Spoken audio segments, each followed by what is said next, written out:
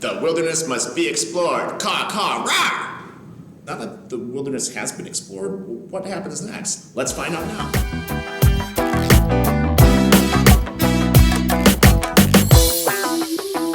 So in part one of our exploration video, we talked about how Europeans suddenly had an urge to go and find stuff. And that was a lot of different factors. For one, they wanted spices, and they also had this new desire because of humanism and the Renaissance.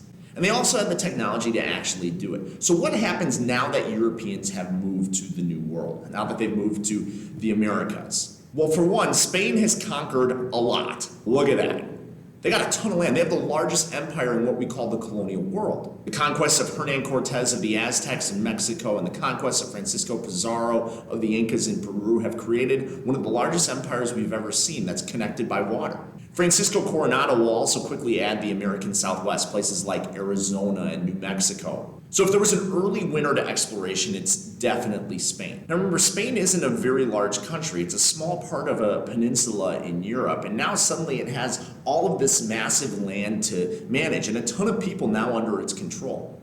So Spain had to make some changes in the way in which it runs things. In order to keep control in the New World, in New Spain, if you will, Spain sent governors over called viceroys. They ruled in the name of Spain, bringing that Spanish culture and influence officially to the New World. Now, in addition to that, Spain did kind of have this noble cause, if you will, when they came over the New World that we talked about already, because the Pope had inspired them to do so. They were trying to convert as many of the native people as possible to Catholicism. Now, the way in which this went was not always the traditional missionary work we think of today. A lot of it was forced conversion. And yet Catholicism quickly did have an influence in the American Southwest, Central and South America as well. Spain quickly found that there was wealth to be had in the New World when they quickly discovered silver. Now, it wasn't as good as the gold they originally were looking for, but they found out that, go figure, silver is shiny, and people will give you stuff to get shiny things. It's something that's true throughout all of world history. Humans have always been obsessed with things that are shiny. Wait, what's that? Shiny. Spain's production of silver is huge. In fact, Spain produces almost all of the world's silver at this point, which will become used as a universal currency worldwide, which made Spain so necessary to everything that Spain was only going to keep making money in the long run. But as we discussed in the last video, remember, Europeans, like all people, are lazy and they're jerks. So they got all this silver, but they're too lazy to actually get it themselves, or they don't want to pay for it. So the Spanish come up with a clever way to get the natives to work for them. It's called encomienda. Essentially, encomienda was a system in which the Spanish, in exchange for work, gave the natives shelter, maybe even some money, and definitely food. And the plan was to give them all of this so that they would want to work. I mean, in all reality, it's slave labor. It was manipulation of the people to mass produce all of this silver. And the natives were treated very horribly, almost inhumanely.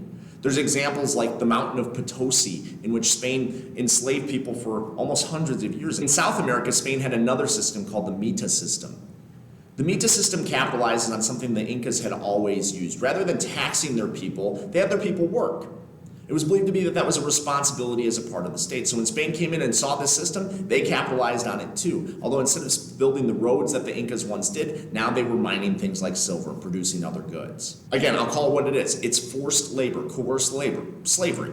Again, the natives were treated horribly in these systems. It wasn't fair. They were working too hard and getting little in return. So it's no surprise that people took issue with this. Even some Spanish took issue with this. One particular individual is the famous Bartolomé de las Casas, a Spanish monk who wrote to expose the horrors of the encomienda and Mita systems in the Americas, and also advocated to the King of Spain to treat these people better, which did lead to some equality for these native peoples. Now, overall, what we do see in Spain is this continued collision of European Spanish culture with the native cultures. In fact, over time, people from Spain who moved to the New World got, well, we'll say it, lonely and started hanging out with some of the natives.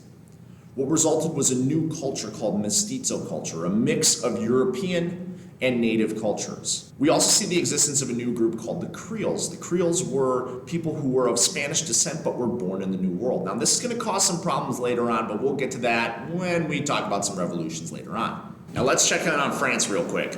Oh, don't mind us, we just eaten our baguettes. All right, France is actually being atypical of their traditional baguette-loving culture. In fact, now they've moved a lot of people to Canada in pursuit of what was originally the Northwest Passage, but now the fur trade. Samuel de Champlain set up the first true French colony or settlement in the New World, which he originally dubbed New France, later known as Quebec.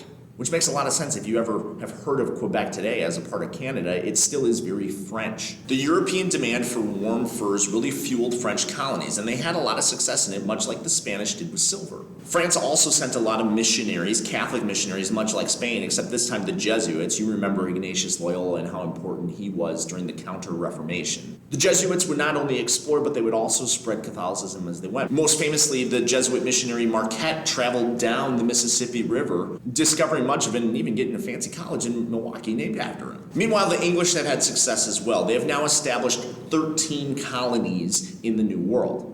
The first was Jamestown, founded in 1507. And Jamestown was relatively effective once they figured out what they were doing. They originally built it on a swamp.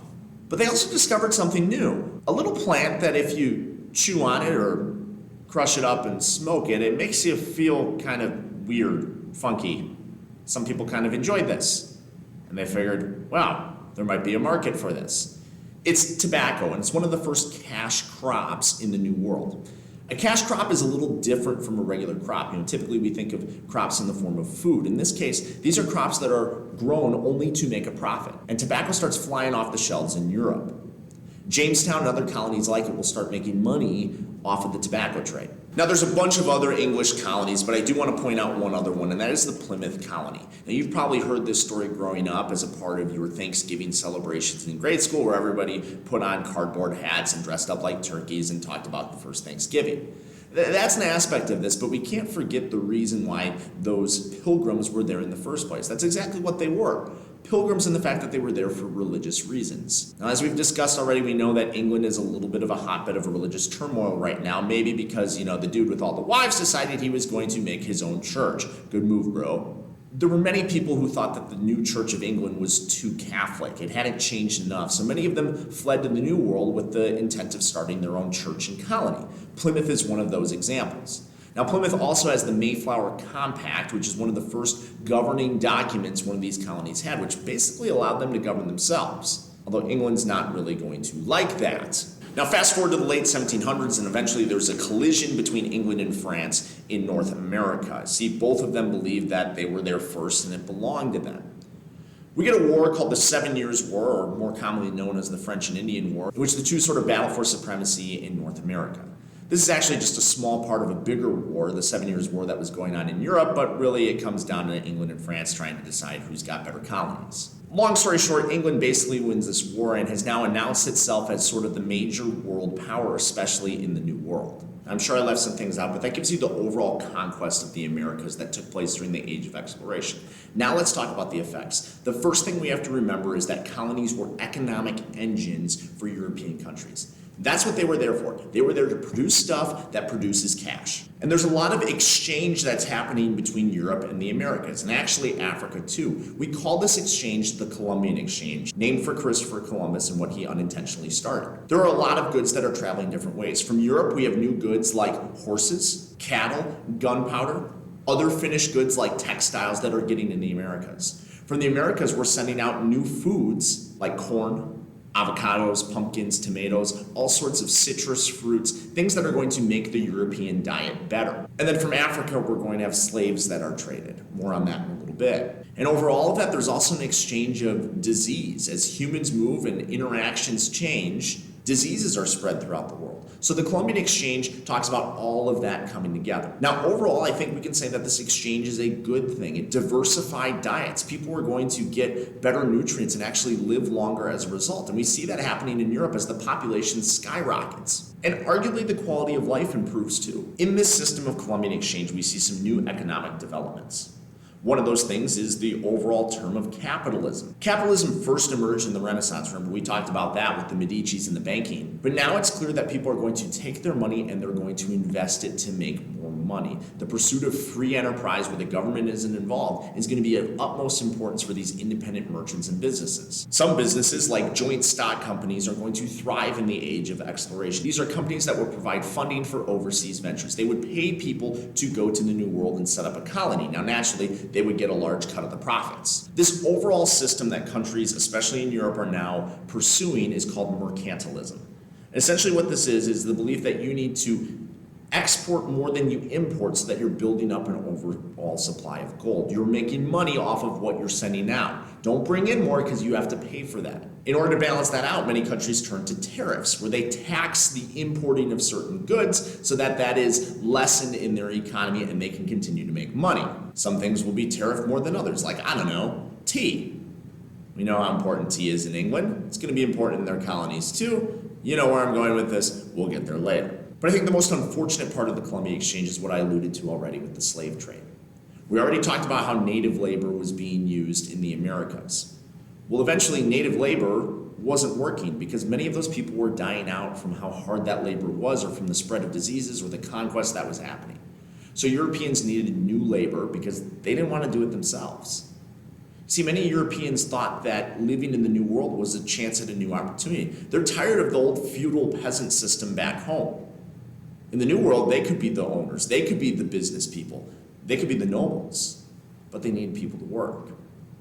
And when Portugal began traveling throughout Africa, they found that slavery already existed there. Slavery had been used in Africa for a long time. We talked about this already with trans-Saharan trade. In fact, the Muslim traders on those routes often used slavery. It was a practice that was long-standing. And so when Europeans came to Africa, they capitalized on it too, bringing slaves from Africa to the Americas to work in sugar plantations, tobacco plantations, and the like. It's the treatment of these people that was off. Obviously, there's a clear racist ideology here, the belief that these people are lesser and are not subject to the same rights. Traveling across the Atlantic was uncomfortable and cramped, and the labor was harsh, and many people died in the process. Like we talked about in the last video, this is another example of humans at their worst. The greed that happens, the pursuit of these resources that blinds people to how they're treating others. There's an honest question here about exploration. Does it cause more harm than good? I think many could say yes, because of the interactions between people weren't all that positive. And yet at the same time, you do have positives. Think of the exchanges that we now deal with today. The fact that we can get fruits and vegetables from around the world, that our diets are so good. Eventually, we'll see other technologies that continue to spread. There are certainly positives here, but there's also negatives. And we, of course, living in the modern era, we have the luxury of looking back with hindsight and talking about what was good and what was wrong. All of this contributes to an ever-changing world. Europe is very different now because of the wealth that is being made in the colonies. As the colonies continue to be the backbone of European nations, these nations will continue to compete over different resources, and the new conflicts that are taking place between European countries won't necessarily happen in Europe. The battlegrounds will now be all over the world. And so this constant pursuit of legitimization, the pursuit of success, the pursuit of wealth, is going to cause more collision between European countries and even some non-European countries. But that's a story for another day. Thanks for watching this evening.